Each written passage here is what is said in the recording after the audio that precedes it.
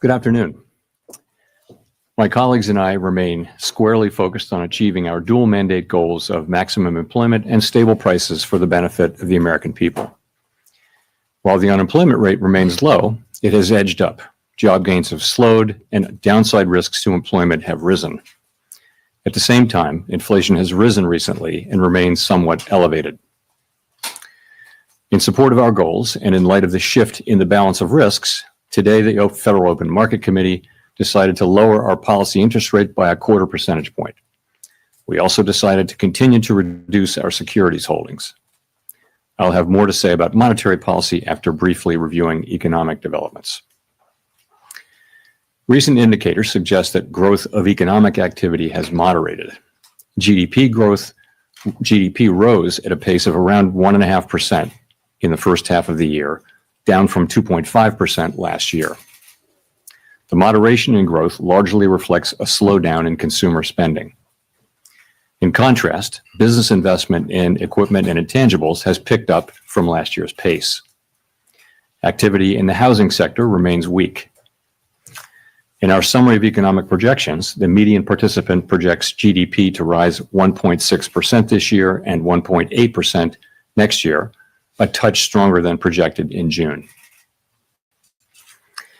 In the labor market, the unemployment rate edged up to 4.3% in August, but remains little changed over the past year at a relatively low level. Payroll job gains have slowed significantly to a pace of just 29,000 per month over the past 3 months. A good part of the slowing likely reflects a decline in the growth of the labor force due to lower immigration and lower labor force participation. Even so, labor demand has softened, and the recent pace of job creation appears to be running below the break-even rate needed to hold the unemployment rate constant. In addition, wage growth has continued to moderate while still outpacing inflation. Overall, the market slowing in both the supply of and demand for workers is unusual. In this less dynamic and somewhat softer labor market, the downside risks to employment appear to have risen. In our SEP, the median projection for the unemployment rate is 4.5% at the end of this year and edges down thereafter. Inflation has eased significantly from its highs in mid-2022, but remains somewhat elevated relative to our 2% longer-run goal.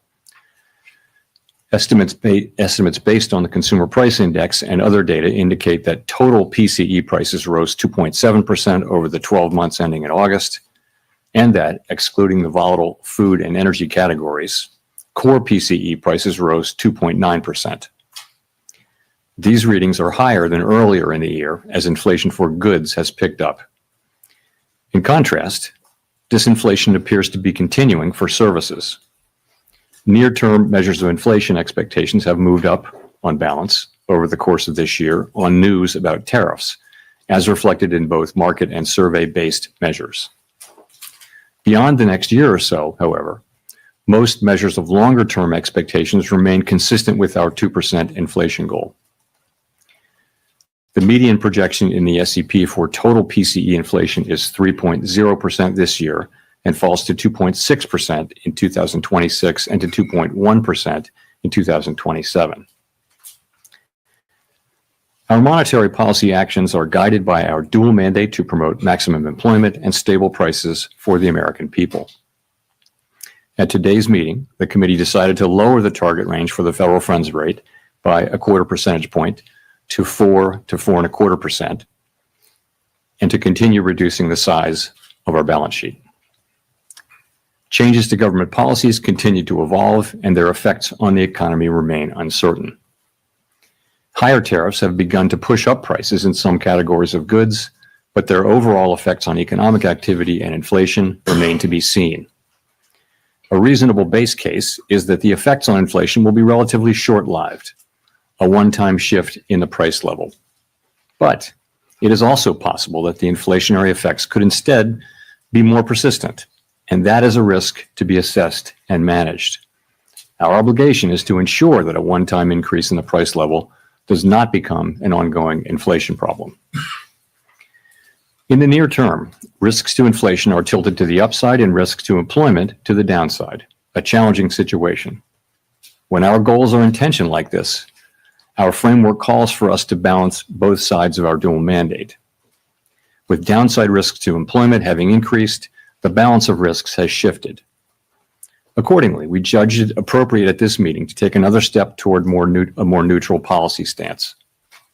With today's decision, we remain well positioned to respond in a timely way to potential economic developments.